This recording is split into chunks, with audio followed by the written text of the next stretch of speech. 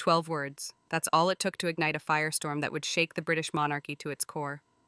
Archie has more spark than George. He was made for the spotlight. Meghan Markle didn't shout these words from a rooftop. She didn't post them on social media. She whispered them during what she thought was a private conversation at a Hollywood PR summit in early January. But here's the thing about private conversations in rooms full of media strategists. They never stay private for long. Within hours, those 12 words had spread like wildfire. Not because they were shocking on their own, but because of what they represented. This wasn't just a mother praising her son. This was a direct comparison between her child and the future King of England. A line had been crossed, and everyone knew it. The palace didn't release a statement. They didn't call a press conference.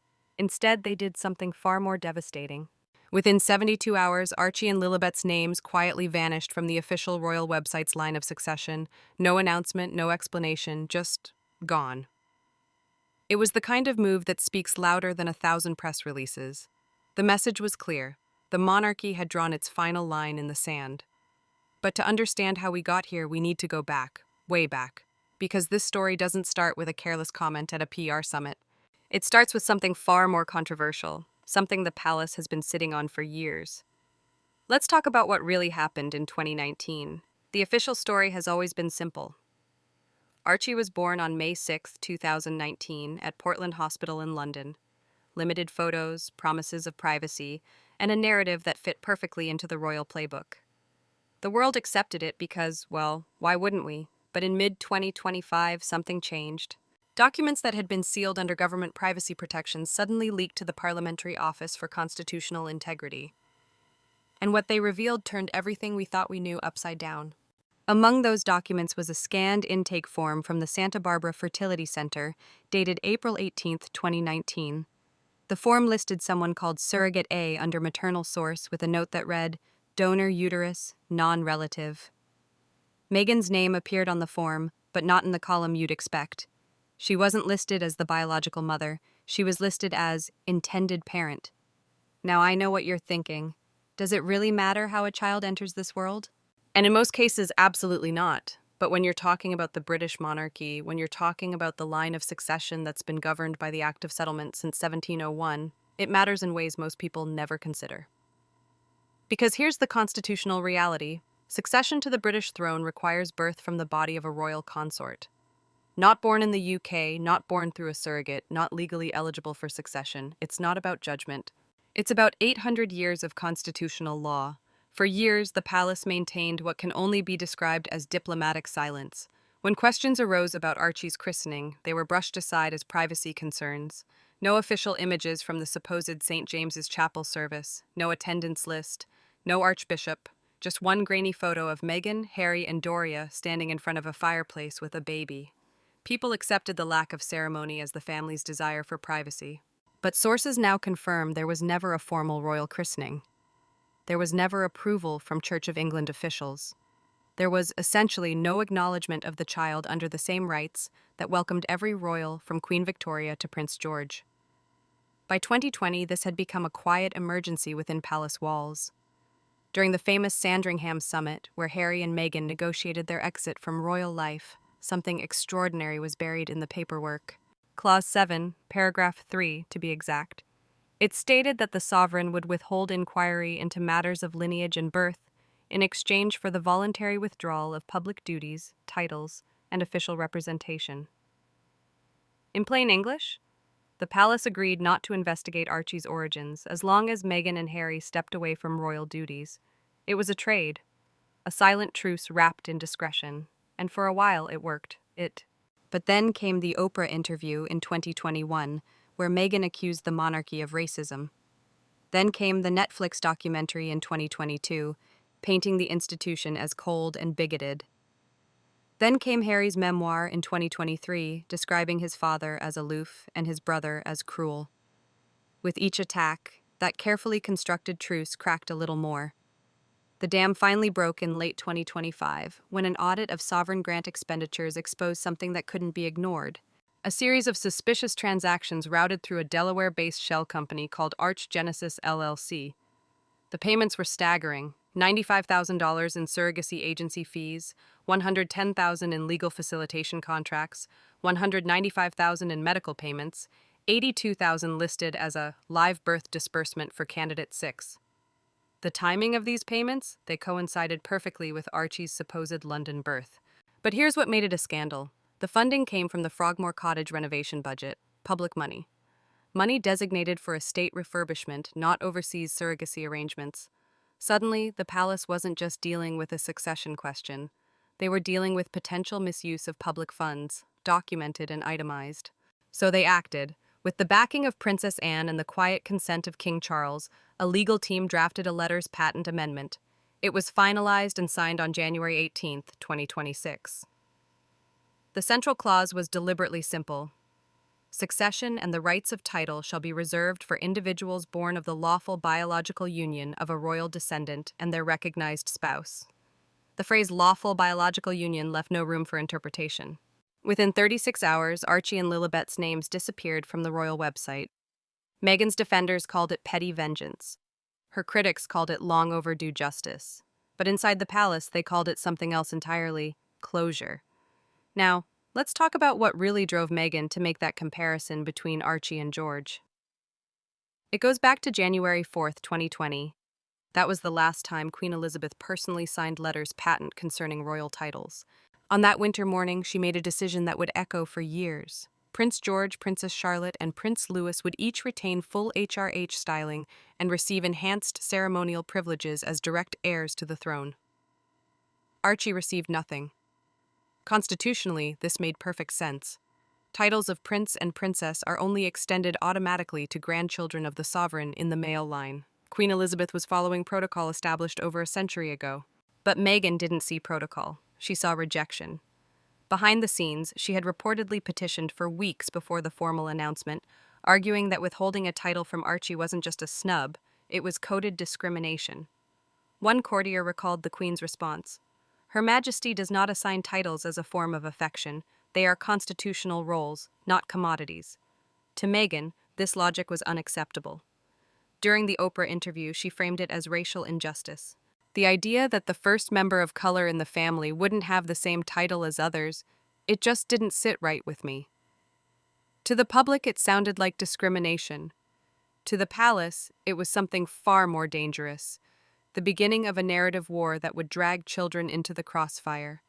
The bitterness only deepened after the Platinum Jubilee. George stood prominently on the Buckingham Palace balcony beside his great-grandmother, waving confidently to the crowds. Meghan wasn't invited to the inner circle. Archie and Lilibet remained in California. The message, in Meghan's eyes, was unmistakable. One family was royal, the other was irrelevant. That perception fueled what came next. Just weeks before the car auction scandal, yes, we'll get to that, sharp-eyed observers noticed something unusual. A new trademark filing appeared in California's state registry. The label? Royal Reclamation. It was registered under a holding company tied to Archwell Enterprises. The product descriptions raised eyebrows immediately: children's loungewear, family crests, storybooks about lost birthrights, and most controversially, a toddler t-shirt printed with the slogan, "Future Monarch, just not yours." When the marketing campaign launched, it featured a 3-minute video exclusively on Meghan's Instagram.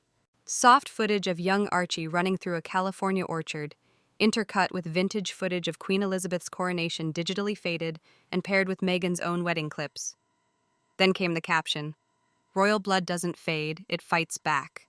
Inside the palace, officials were stunned. Prince William was briefed the same evening. His response was reportedly calm but furious. "Do not escalate, do not engage," he instructed advisors. "But protect the crown, protect George."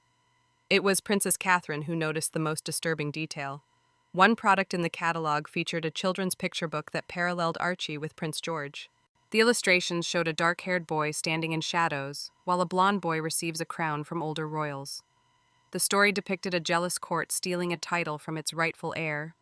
To Catherine, a devoted mother and guardian of the institution, this crossed a sacred line.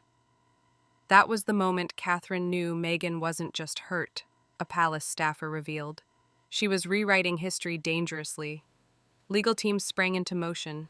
The College of Arms examined possible misuse of royal emblems. the palace issued a rare internal memo clarifying that no member of the Sussex household had permission to commercialize royal iconography or titles. But Meghan doubled down. At a speaking event in Santa Barbara on February 6th, she spoke about heritage theft without naming the royal family directly. "When systems deny children their name, their title, their truth," she said, "we have a duty to correct the story." The applause that followed was quickly drowned out by controversy. British tabloids erupted. Public opinion split sharply. A poll released on February 10th showed plummeting support for the Sussexes, particularly among older generations. Then came a quiet statement from the Queen's former press secretary that cut through all the noise. "There is something grotesque in weaponizing a child's future against another's inheritance. That is not reform, that is revenge." While the world debated Meghan's attacks, the royal family responded in the only way they know how, not with words, but with symbols. On February 16th, Princess Catherine appeared at a charity event in Leeds wearing Queen Elizabeth's Jubilee Star brooch, a rarely seen heirloom reserved only for monarchs or their direct successors. The placement wasn't accidental. It was pinned beside a dark navy sash representing the Royal Victorian Order, signifying hereditary trust. "She didn't need to say anything," remarked a former royal dresser. "That brooch said it all. George is the heir. The crown already chose." On that same day, King Charles signed a private addendum to the Windsor Charter of Succession, reaffirming the traditional line of inheritance. It restated that only direct descendants of the heir apparent would receive hereditary titles without explicit parliamentary approval. This wasn't new law, it was reinforcement. But to anyone watching the escalating war between Meghan and the Crown, it was a warning shot. The following week, Princess Catherine gave a private interview to a BBC journalist. Excerpts were published in the Sunday Times under the headline, "The Making of a Future Queen." One quote buried deep in the article caught international attention. "Every child deserves love, but not every child is destined to lead. That path isn't granted by emotion or drama, it's carved by service." Though Catherine never mentioned Meghan by name, the context was unmistakable. Her tone was ice-cold and utterly regal. Meanwhile, pressure on the Sussexes mounted. In a leaked email from a marketing agency hired by Archwell, executives expressed concern over backlash tied to the Royal Reclamation brand. Retail partners feared PR blowback. A planned children's clothing launch was postponed indefinitely. Even Netflix quietly adjusted its promotional materials, removing references to untold royal truths. Still, Meghan persisted. Her next move came during a podcast appearance on February 20th. She claimed that Queen Elizabeth's decision to withhold titles from Archie and Lilibet had been a cruel, personal slight, and accused the crown of selective bloodline favoritism. The timing was particularly poor. Just 2 days after the podcast aired, Princess Charlotte made her first public appearance in months, accompanying her mother on a school visit. Paparazzi captured the young princess holding a red folder emblazoned with a golden seal. "Future of the Crown Education Trust." It was a subtle moment, but a seismic message. One royal commentator said it best: "While Meghan weaponizes Archie's absence, Catherine fortifies Charlotte's presence." But the final blow came not from words or symbols. It came from a document buried deep in the royal archives, sealed during Queen Elizabeth's reign, and permitted for review only under special conditions. That condition arrived on February 29th, 2026. The envelope was cream-colored, its wax seal still intact. On the back, in the late Queen's unmistakable cursive, were just 5 words: "To be opened when tested." Inside was a single page dated October 5th, 2022, less than a month before Queen Elizabeth's passing. It wasn't a formal will. It was a personal letter addressed to the Lord Chamberlain, marked "Strict Confidence." It read, "I have seen enough character, enough conduct in the matter of inheritance and example. I place my trust in William, Catherine, and their children. Let George bear the crown. Let Charlotte uphold its dignity. Let Louis protect its grace. Titles not earned are not owed. Those who abandon duty cannot claim its privilege. Elizabeth R." Within hours of its disclosure to senior officials, a ripple moved through the palace. Though not legally binding, the letter was symbolically seismic. The Queen, revered for her neutrality, had left no doubt. Archie and Lilibet were not part of her vision for the monarchy's future. At Buckingham Palace, King Charles called a private council with Princess Anne, Prince Edward, and Prince William. No statement was issued, no cameras were invited. But insiders confirmed what the public had long suspected. The line had hardened.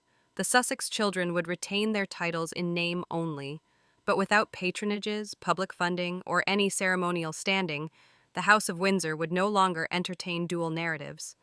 There would be one line, and it would begin with George. Meghan refused to retreat. 2 days later, she released an editorial in a Los Angeles magazine titled Through a Mother's Eyes.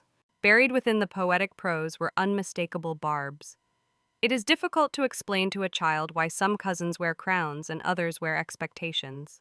A little boy asks why his name is not on the gate, and I must tell him, because some gates were welded shut before he was born. To her supporters, it was powerful. To her critics, it was manipulative. Royal biographer Helena Fairmont didn't hold back. What Meghan is doing now is not just revisionist history. It is strategic character assassination against a grandmother who cannot respond, against a monarchy that already gave her more than tradition demanded. The reaction was swift. Multiple charity partners paused public engagement with Archwell. Save the Children UK clarified they would be refocusing on non-royal narratives. Brands once aligned with Meghan's ventures began pulling out. Behind palace walls, it was Princess Anne who delivered the sharpest internal rebuke. In a confidential memo, later confirmed by a senior aide, Anne wrote, "The integrity of the crown must not be auctioned to the loudest bidder.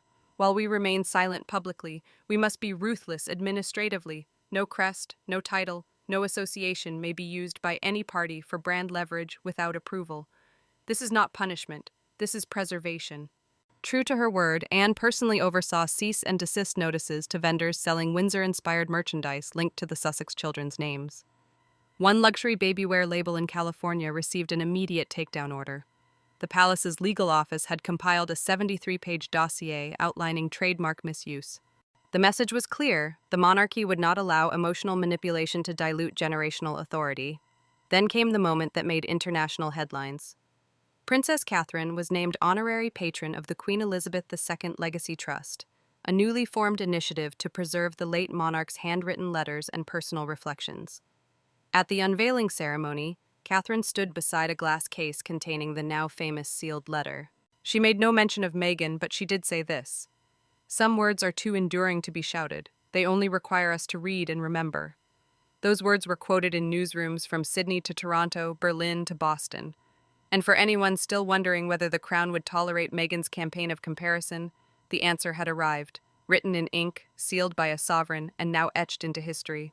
At precisely 11 o'clock one morning, the royal household released an official statement from Clarence House. Signed by Sir Clive Alderton, King Charles's private secretary, it bore the weight of consensus between the King, Prince William, and Princess Anne. Her Majesty Queen Elizabeth II's wishes regarding succession, titles, and ceremonial designations were recorded and honored. The Crown does not owe explanation for decisions that align with tradition, law, and personal discretion. No child of this realm shall be diminished for the elevation of another. Any use of royal designations, likeness, or inferred status by private individuals for commercial or reputational leverage will be reviewed under the Crown Protection Act. We remain guided by service, not self-interest. The message, though restrained in tone, was absolute in consequence. That same day, Catherine made an unannounced visit to St. Thomas's Children's Hospital in London. Cameras captured her crouching beside a 6-year-old cancer patient, adjusting the boy's toy crown and whispering something that made him smile. She brought no entourage, no press release, just presence. For the first time in weeks, Meghan was no longer the main story. Prince William delivered a speech at a youth leadership summit in Birmingham. Although his remarks were about civic duty, he paused midway to say something many interpreted as a direct response. Every child is born with dignity. But leadership, legacy, and titles must be earned through service, not through birthright alone, not through inheritance, and certainly not through comparison. The crowd applauded, the nation listened. Meanwhile, Meghan's media strategy continued to backfire. A follow-up podcast episode saw only half its expected listenership. Worse still, viewers identified a blurred portrait of Prince George in the background, a copyrighted palace photograph. Within hours, the palace's legal office issued takedown notices. Spotify and YouTube complied. The episode was removed. Even among those previously sympathetic, fatigue was setting in. The idea that a mother could elevate her own son by implicitly dragging down another child didn't sit well, especially a child being groomed for constitutional service. the most dramatic reversal came from within. Prince Harry was spotted arriving at Heathrow alone. Rumors swirled that he had returned not for duty, but to confront his own unraveling. Sources confirmed he met privately with Princess Anne at Gatcombe Park. The meeting lasted less than an hour. When asked by reporters if reconciliation was possible, Anne replied coldly, "One cannot reconcile with tactics." The phrase trended for 3 days. Back in California, Meghan made one final attempt. She live-streamed a charity auction, appearing in a flowing white dress beside children's books, tiaras, and alleged royal memorabilia. The title, A Future for Archie and Lilibet. But viewers noticed something. One of the tiaras resembled the miniature coronet given to Princess Charlotte during her first state banquet. Photos were compared. The resemblance was too close. Accusations flew. The stream was cut after 32 minutes. No donations were reported. The Royal Press Office issued a rare late-night statement. No royal memorabilia has been gifted, sold, or auctioned by the royal household to private parties. By morning, the damage was irreversible. In the end, Meghan's campaign to elevate Archie by comparing him to George backfired spectacularly. Rather than inspiring sympathy, it exposed a deeper truth. The crown does not compete. It does not argue its worth. It does not explain its heirs. It simply endures. And with every comparison she tried to force, Meghan only made the divide more obvious. Archie was not denied greatness. He was denied entitlement, not by the institution, but by those who sought to manipulate it. Because in the end, the monarchy isn't about who shines brightest or who has more spark. It's about who serves longest. And that crown has already been placed.